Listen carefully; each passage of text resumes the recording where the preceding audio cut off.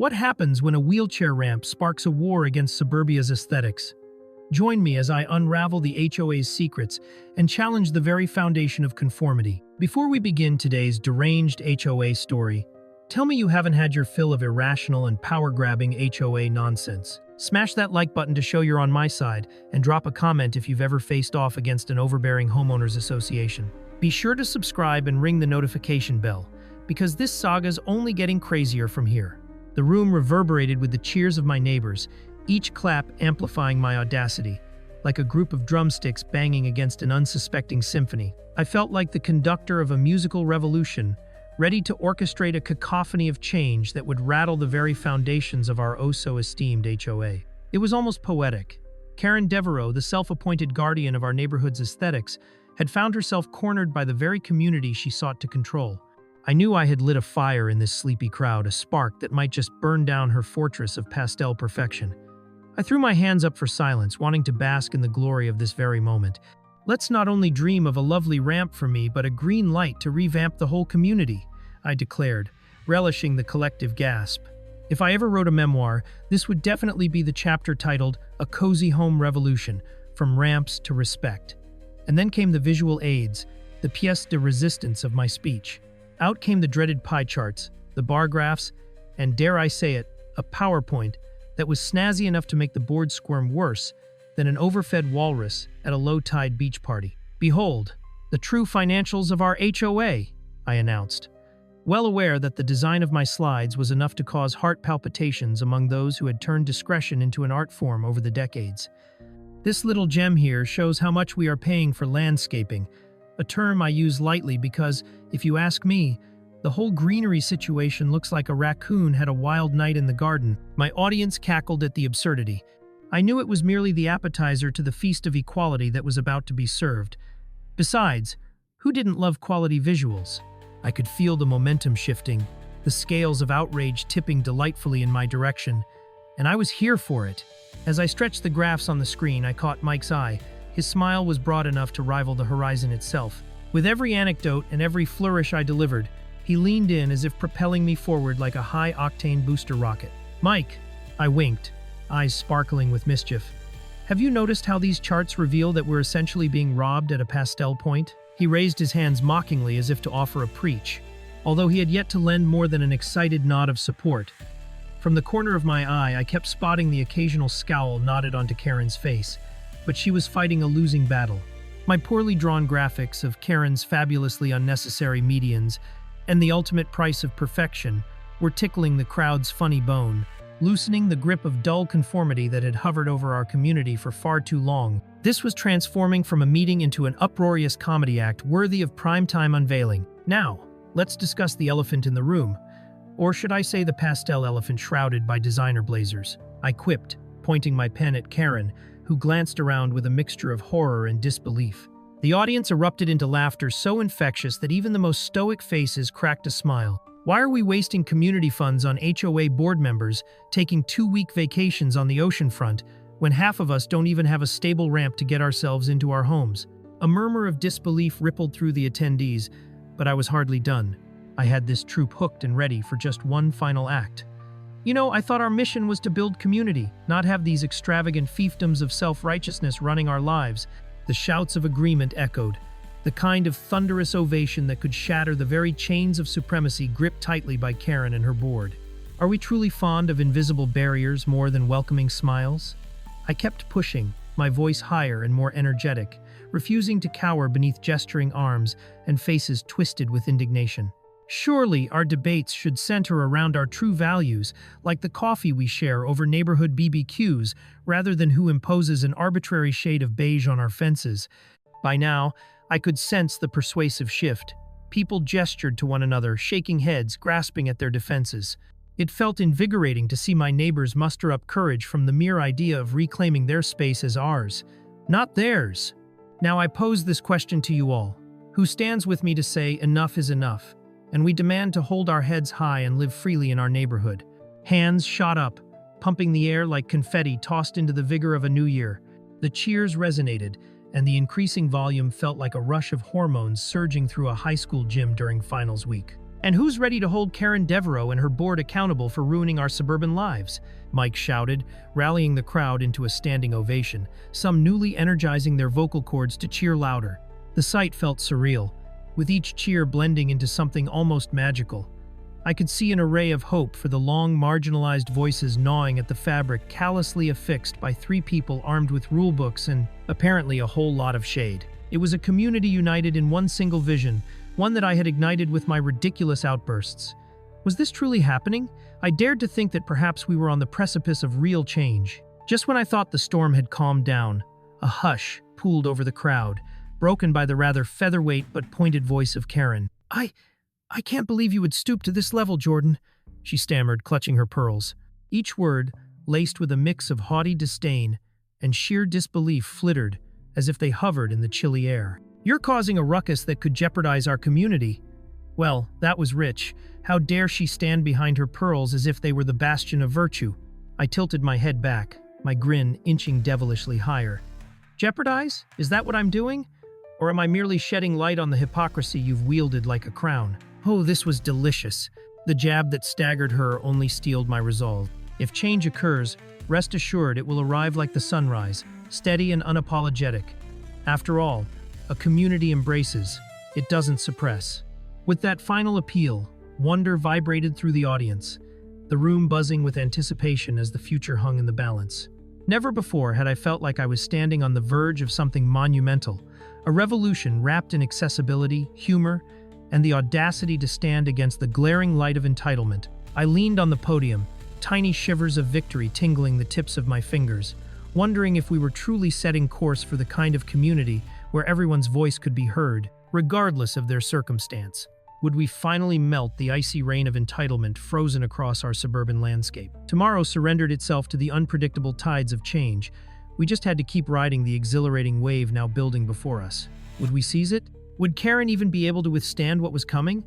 The future was tantalizingly uncertain, and I was here for it. The dust had barely settled from my electrifying showdown, but I reveled in the aftershocks of my newfound authority, a veritable ramp hero. They were calling me. How absolutely ludicrous. My wheelchair ramp had morphed from a functional necessity into a gleaming badge of honor, a veritable beacon of rebellion against the pastel tyranny that had terrorized our quiet suburb for too long. I swear, if I could have fashioned a cape out of its aluminum frames, I would have worn that bad boy like a superhero determined to obliterate mediocrity. My heart raced as neighbors began to regale me with their own HOA horror tales, a veritable parade of absurdity that included everything from absurdly intricate lawn gnome regulations to restrictions on how much birdseed one could scatter in their backyard. In true community spirit, my fellow homeowners had officially rallied behind our cause. We were no longer a quaking assembly of petty grievances. We were a full-blown brigade of boldness.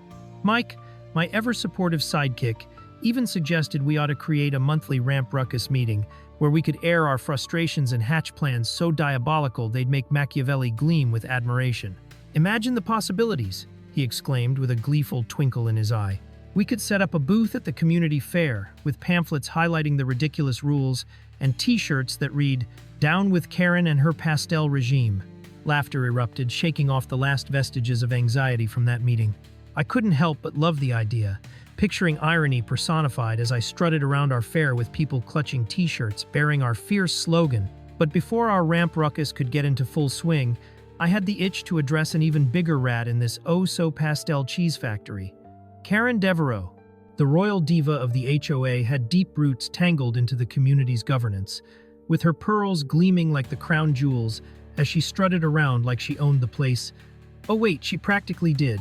How could I, a mere ramp hero brimming with ambition, expose the underbelly of her grand charade? Suddenly, inspiration struck. I'd investigate the HOA's shady financing, uncovering their sordid little secrets and putting their contemptible plot to light before they could crush any further dreams of accessibility. What's cooler than being a fierce advocate? Becoming something akin to a detective on a quest for truth, a ramp-agnostic Sherlock Holmes in sneakers.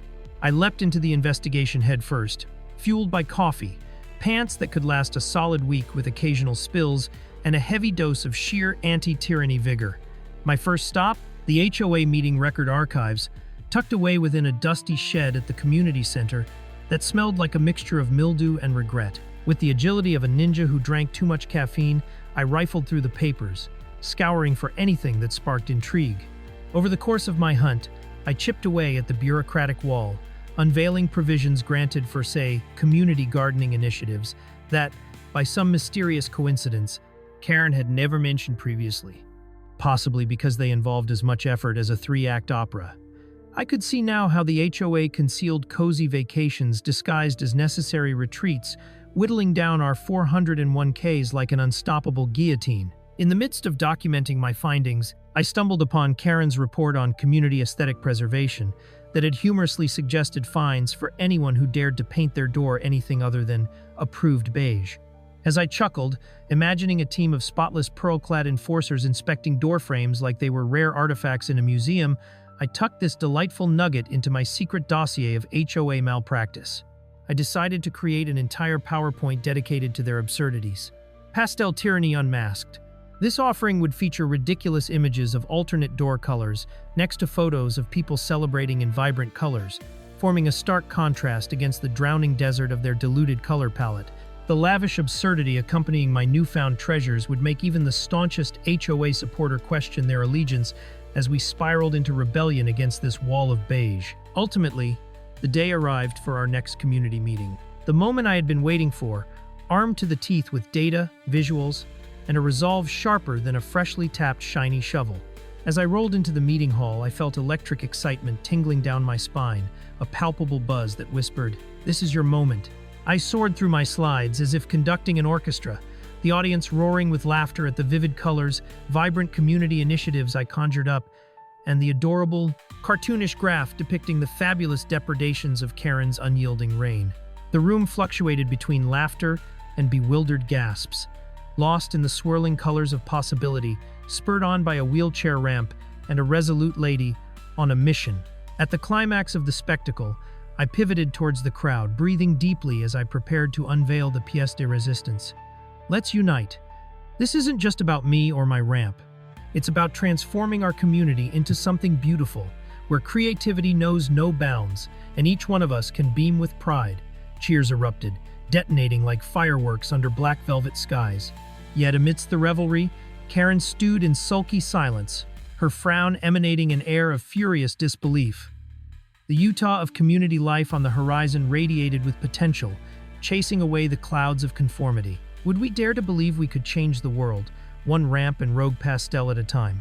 I didn't just want a ramp, I wanted a revolution, and it felt as if we were already stepping into a new era. As I sat down at my kitchen table, cradling a ceramic mug that proclaimed "World's Okayest Coffee Drinker," I had an unwelcome guest on my mind, one addressed to me in a crisp envelope adorned with the HOA seal. My eyes narrowed as I tore it open, the paper crackling like dry leaves beneath the weight of my mounting incredulity. "Your wheelchair ramp," it began, "is not up to visual standards and clashes with the aesthetic."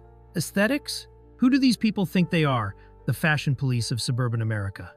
I could only assume this was part of Karen Devereux's unsolicited vision of the perfect community. I could almost picture her, perched on her high horse, inspecting my ramp with a magnifying glass and fuchsia pink blazer, judging my choice of ramps as if I'd left the house in sweatpants. These were her norms, her rules, and clearly my mobility meant less than the picturesque conformity she so desperately craved. On a whim, I reached for my phone and texted Mike, my partner in crime, and the calm amidst my current chaos. Just as my coffee was brewing up emotions, I could practically hear his laugh echoing through the screen. "What, are they going to start evaluating flower choices next?" he quipped, no doubt chuckling at my expense. But truth be told, I was only half kidding when I explained to him about the HOA's Mental Olympics. What would come next? Mandated decorative swan lawn ornaments? Or maybe a neighborhood committee to inspect the proper blending of mulch colors? I imagined their gleeful faces as they patrolled the community like it was the 1950s, complete with pastel blazers and judgmental frowns. The audacity was almost unbelievable. It's a good thing I brewed a strong cup because the absurdity needed strong reinforcements. Fueled by coffee, outrage, and a dash of humor, I decided right then and there that enough was enough. If they could mobilize to critique my ramp, I could launch my own investigation. It was only fair, right? So, I donned my metaphorical detective hat. I mean, was it not the duty of every good citizen to ensure that their community leaders were not taking the swan concept and running with it? I imagined myself tracking down the shameful secrets of the HOA, hidden agendas, under-the-table agreements, maybe even Karen smuggling in brightly colored lawn flamingos for her front yard.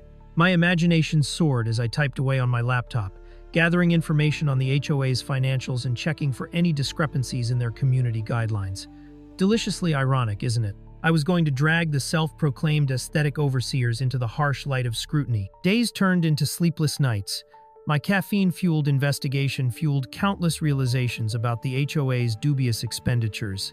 Apparently, they had a penchant for hiring outside contractors to enhance the community decoration, but had neglected basic maintenance of the park central to our neighborhood. The park, the one where kids could play freely and neighbors could align their flower preferences, had been overtaken by weeds the size of small dogs. This was saving money? Money that was supposed to be spent on beautification. Every keystroke was laced with frustration as I dropped in juicy factoids about the HOA's inconsistent bylaws and capricious spending habits. I could almost see Karen's pearl necklace rattling in anxiety as I prepared to deliver my meticulously crafted avalanche of evidence. When I finally decided it was time to drop the proverbial bomb on the HOA, I needed more than just evidence. I needed a pitch that would win the crowd. I decided to schedule an HOA meeting, my own personal stage, to unveil the discrepancies, while simultaneously showcasing the absurdity of their ramp complaint. Imagine their shock as I rolled into the room, armed with documents that told a story more riveting than any price-styled garden prize judging. Oh, the theater of it all. I thought of the disbelief in their eyes, Karen's horrified gasps as I asked her point blank about the budget behind those fancier chandeliers that apparently still needed to be audited. I could practically hear the gasps of fellow neighbors as I drew gleeful attention to expenditures that made my wheelchair ramp look like a precious work of art.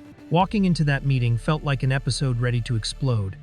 The stage was set for a showdown of epic proportions. With a wonderfully dramatic flourish, I presented my findings, their jaws collectively dropping as they came to terms with the fact that my wheel-powered invasion of their rules was not merely an act of rebellion, but rather, dare I say, an act of justice.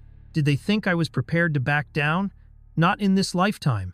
Armed with not just raw determination, but also the very facts they were hoarding, I was prepared to redefine the meaning of community standards. The metaphorical cat was out of the bag, paws flying with every pointed claim I delivered. Would the HOA bury their heads in the sand, or reconsider what true visual standards meant? Emotions surged in me as I concluded with, "So, Karen, what do you think? Ready to replace your empty judgment with some inclusive charm?" The tension in the room sharpened, and the audience shifted uncomfortably. It was in this moment, a spotlight riveted upon me, that I knew I had them exactly where I wanted them. You see, it wasn't just about my ramp anymore. It was about dismantling their outdated narrative of community.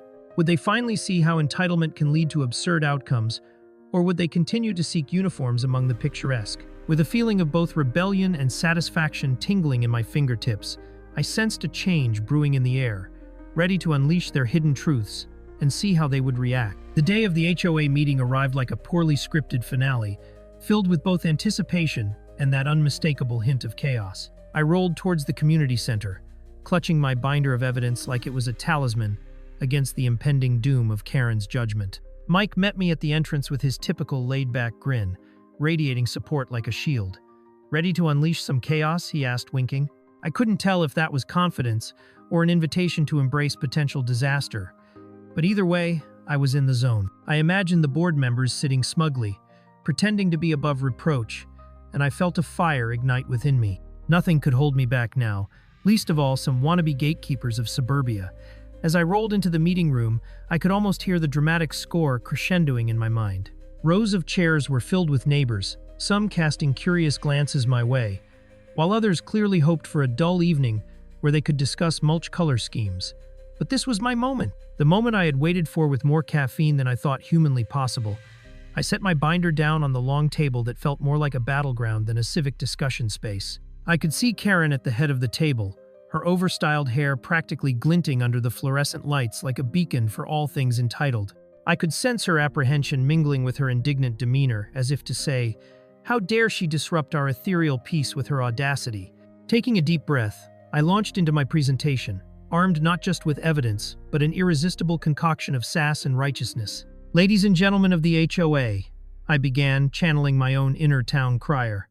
"Today I am here to discuss an urgent matter. Our beloved HOA has embarked on a treacherous path, one where the aesthetics of my wheelchair ramp have apparently trumped the very health of our neighborhood's facilities. Gasps filled the room before a moment of silence settled in like an awkward elevator ride. But let's not stop there. I've done some digging, and it turns out our dear HOA has some creative bookkeeping habits we might need to discuss, I continued, holding up a meticulously printed budget sheet. The spark of panic glittered in Karen's eyes, and I could practically hear the clinking sound of her pearls tightening around her neck. With each factoid I revealed, I imagined uproarious rounds of applause echoing in my ears.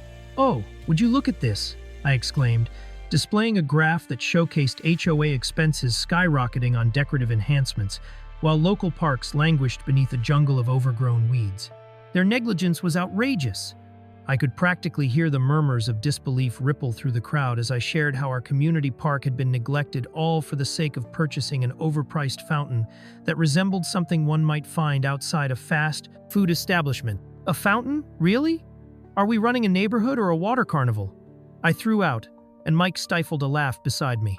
Imagine what it would look like without those funds, I added, relishing every moment. Maybe a neighborhood bonfire to roast marshmallows over the aesthetic pottery we once had. It wasn't just my wheelchair ramp firing up the crowd, it was their indifference towards the community itself, and my comments began to transform those weary expressions.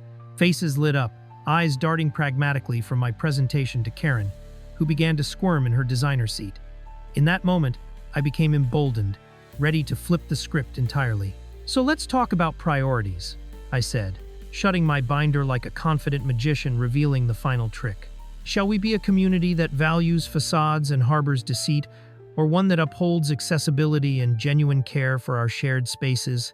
As I watched Karen's mouth open and close like a goldfish at feeding time, I couldn't resist adding, "Perhaps we should even have a vote on which should take precedence, or shall I say, the next beauty pageant of suburban living." The crowd erupted in a mix of chuckles and murmuring, and for a moment, it felt like I had actually gained a bit of momentum against the ivory tower that Karen had erected. As the meeting raged on, I could see a shift, a grassroots movement sprouting among my neighbors. More residents whispered encouragements, and suddenly, it was as if I had become their unlikely champion. Fueled by their energy, I pressed on with renewed vigor, dissecting the absurdity I had experienced firsthand since confronting the HOA. I mean, let's be real. When did aesthetics take precedence over inclusivity? And who deem us unworthy of simple accessibility? I gestured towards Karen, whose transformed frown hinted at vulnerability. At the end of the day, beauty can coexist with respect, so why not embrace a community that celebrates all of our differences instead of erasing them behind pastel paint? The energy shifted in the room, palpable like static before a storm. Karen's scowl deepened while murmurs of agreement echoed as several community members rallied behind me. A few brave souls raised their hands to express support, and I could feel my adrenaline pumping in response. Why not a community event where we all contribute? No more swans, just simple expressions of who we are, I declared, and the room surged with enthusiasm, their collective exasperation at the HOA's absurdity finally beginning to bubble over. Would this be the turning point? Were we truly about to dismantle Karen Devereux's insufferable regime, buoyed on my metaphorical wings of justice? In that moment, somewhere deep within me, a voice whispered, perhaps it was Mike, or maybe it was the remnants of my coffee-fueled resolve. My heart raced with the realization that I wasn't just fighting for my ramp, I was championing a cause that could shift the very foundation of our suburban nightmare. As I looked out upon my neighbors, I could sense that they were no longer merely spectators, but a critical part of this unraveling tale. It felt as if I was on the brink of igniting change. With Karen's fragile facade beginning to crack, what would the HOA's snobbish kingdom do next? Would they rise to push back, or would they be the first to embrace change amidst the scandalous revelations? The outcome loomed deliciously unpredictable. Before I could even finish savoring the swell of support washing over me, Karen's fluster broke the spell like a fragile glass shattering onto concrete. "Interrupting our community gatherings with your incessant rants about inclusivity," she screeched, her pastel blazer somehow becoming paler as her face reddened. "This isn't a soap opera, Jordan. We maintain our standards for a reason." I resisted the urge to roll my eyes so hard they might pop out of my head. Since when did advocating for accessibility and common sense amount to a dramatic monologue? I leaned in, relishing how the teeth of my opposition were beginning to show. Oh, honey, it's not just a soap opera, it's a comedy of errors, with you as the lead villain, and the audience is loving this plot twist. Applause broke out from the back of the room, and I felt the excitement buzz in my veins like an electric current, stoking the fire within me even more. Seizing the fragile momentum was like catching lightning in a bottle. Ladies and gentlemen, I continued, savoring the taste of my newfound role as a suburban hero, what if we redirected our efforts into more urgent matters than aesthetic purity? Like maybe actually maintaining the parks that our kids play in? I whipped out several colorful photos taken at our local playground, overrun with weeds, broken swings, and a notable lack of a fence. Is this the idea of a perfect community that Karen envisions? Shouldn't we want to foster smiles and laughter, not onlookers discussing whether my wheelchair ramp is an eyesore? The room was alive now, a chorus of nodding heads and murmured affirmations making it clear that I had struck a nerve. Karen's pearls seemed to constrict tighter, a visual cue that perhaps her reign of terror was fading.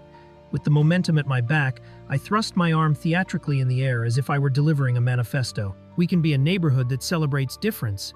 Imagine hosts on block parties adorned with handmade signs saying, "Everyone is welcome," instead of "Stay out if your lawn is unfashionable."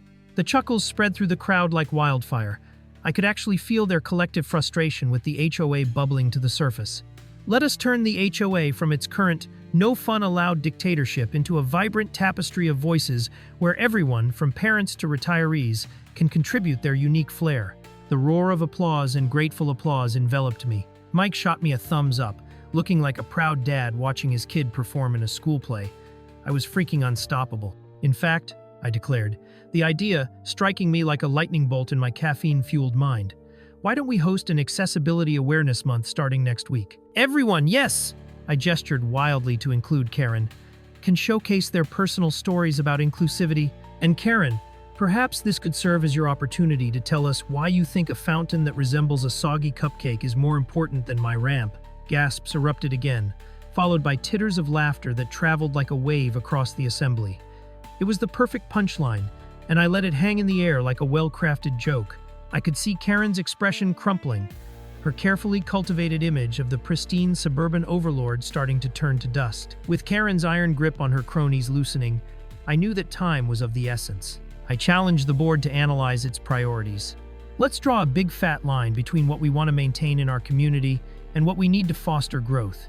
Wouldn't we much rather create bonds instead of fostering divisions? Because frankly, after all this, I think our esteemed board has lost sight of what being part of a community actually requires. As I dropped my binder again, I could feel the squirm of every comfortably seated HOA member beneath what I hoped were visions of their stifling future if they continued down this absurd path. What happens when the people you deign to represent turn against you? The crowd was charged, a collective desire for change that shimmered in the fluorescent lights overhead. Let's put it to a vote, a democratic experience that everyone can enjoy. Do we value beauty over accessibility, or do we want a real community where every one of us has a personal stake in the success of the neighborhood? Shockwaves rippled through the audience as tentative hands were raised, uncertain at first, but gaining courage as the ripe energy in the room swept them into the tide of revolution. I could see the control slipping from Karen, who now looked like a startled cat, cornered and unsure of what to do next. My voice helped them reclaim agency over their homes, giving them the courage to stand despite years of ridicule. As I glanced at the sea of nodding heads, I felt a rush of confidence surging through me. I was no longer just the girl with the ramp, I was the voice of an entire community ready to break free from its corporate shackles. And then, in a moment that felt monumental, one of my neighbors stood up. "Jordan, this isn't just about your ramp anymore. This is about all of us. Let's put Karen and her vanities in their place and reclaim our neighborhood." Cheers erupted from the crowd as Karen's face contorted into a look compounded by indignation and disbelief. Could I actually be sparking a movement? Would we drive the pathetic remnants of this HOA into the ground and start from scratch, building a place where everyone, even those like me, could thrive? One bold move at a time, we could rewrite the narrative. What would our next step be? As the applause faded, I took a moment to soak in the swirling atmosphere of excitement and dissent that had transformed a tedious HOA meeting into a veritable rebellion. The crowd buzzed with a newfound energy that felt like fireworks in my chest. There I was, the unlikely David to Karen's unwieldy Goliath, armed not with a slingshot but with a binder full of damning evidence, and a heart full of sass. I could practically taste victory, tangy and sweet, like the best lemonade on a scorching summer day. The thought of bumping the parasitic HOA board from their plush thrones ignited a fire in my belly that held a promise of change, and I was ready to plunge deeper into the murky waters of suburban politics with my trusty sidekick Mike by my side. "Look at this audience," I proclaimed, soaking in their rapt attention. "Do you all want to continue living under the iron fist of Karen Devereux, or shall we forge a better tomorrow together?" The room erupted once again in cheers. I hadn't felt this charge since the time I accidentally crashed a local marathon with my trusty wheelchair and raced a dozen bewildered joggers. The memory makes me chuckle even now, but nothing could quite compare to this moment. My eyes darted over to Karen, whose expression had transitioned from indignation to sheer panic. She resembled a hamster caught in a wheel, desperately spinning but going nowhere. I leaned heavily into the theatrics, channeling my inner bard with a flourish that would have made Shakespeare proud. "And what about the blushing flower beds of our neighborhood? They wither beneath the shadows of your prestige, while those like myself get to deal with rampaging neighbors who think accessibility is a foreign concept." A few gasps met my observation, and Karen's discomfort seemed to swell like an overly inflated balloon ready to pop. "Now, let's talk about priorities for a moment, everyone," I urged, my hands poised dramatically, ready to unveil the truths woven into the fabric of this HOA. Are we as residents, the backbone of this community, truly okay with two board members allegedly embezzling our hard-earned dues while Karen prattles on about the aesthetic appeal of pastel blazers? When we walked through that front door upon moving in, did we sign up for a country club, or did we simply want to live somewhere warm and welcoming, free from fear of being at the wrong end of Karen's overbearing fashion standards? At this, the murmur from the crowd lifted into something slightly more raucous, a bubbling wellspring of support threading through my words like fresh paint splashed onto a canvas. I could see echoes of doubt flutter across the faces of Karen's loyalists. They weren't too keen on potentially being part of the HOA's shady dealings, especially if what I had on file proved to be true.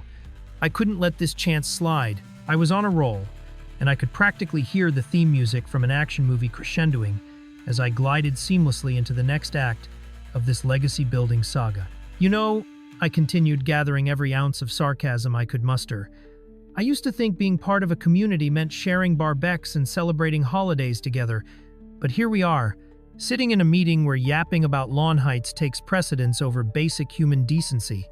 It's almost as if we've wandered into a poorly written TV drama." Laughter spilled from the corners of the room, and I basked in the glow of it, relishing every moment like the last slice of cake at a birthday party. All at once, my words seemed to defibrillate a community that had long been asleep, a collective urging itself toward recognizing the absurdity of our situation. "Let's take a quick poll," I said, lifting my voice above the noise. "All those in favor of demanding transparency and accountability from our beloved HOA, please raise your hands." The result was instantaneous. Arms shot up like blades of grass breaking through early spring soil. "And how many of you want to see some real change?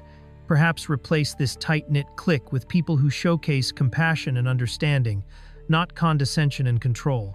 The eruption of hands from the crowd made my heart race like a roller coaster. It felt euphoric, like surfing a massive wave, and I couldn't help but savor this pivotal moment of empowerment. The members of the HOA, who once clung to their power with decades of self-preservation grit, had unknowingly unearthed a tidal wave of solidarity and courage among their fellow residents. I could feel the tectonic plates shifting beneath the exterior of our staid suburban landscape, but I knew I had to steer this ship through the forthcoming storm. Stepping directly in front of Karen, I readied myself for the grand finale. In case some of you haven't noticed, the true beauty of our community isn't found in pristine lawns, but in the rich tapestry of individuals called our neighbors. And it's high time that we pull down the curtain on this charade. The audience seemed electrified, with their enthusiasm reverberating in the room like a booming thunderclap. Karen's skin had lost a shade or two, and she looked as if someone had just smashed her glass castle with a baseball bat. Her pearls somehow seemed to strangle her neck, as if they were sucking the very lifeblood from her entitlement. Now, I trust that these concerns will not just fall on deaf ears, but will ignite a spark of change. If not today, then surely next time we gather. I stated definitively, the crowd responding with raucous applause and cheers. The time of reckoning for the HOA was at long last upon us, and if I had my way, we'd be flipping the entire structure upside down. There was no backing down now. This was about more than just me and my ramp. It was about cherishing the vibrant, accessible community we all deserved. As the clamor began to die down, an almost peaceful silence took over the room, one that whispered promises of strides and achievements yet to come. I could feel the fluttering tides of change lapping against our lives like a freshly opened window.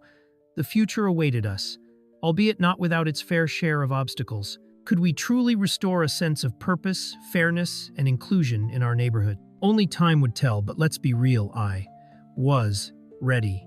Thanks for sticking around with me through the chaos to the end. Want more high-stakes HOA drama? Check out our recent HOA clash with the video on the right. Or let YouTube pick your next wild ride with the video on the left. Whichever way you go, buckle up. There's plenty more HOA insanity on the way. Tune in again for more HOA chaos.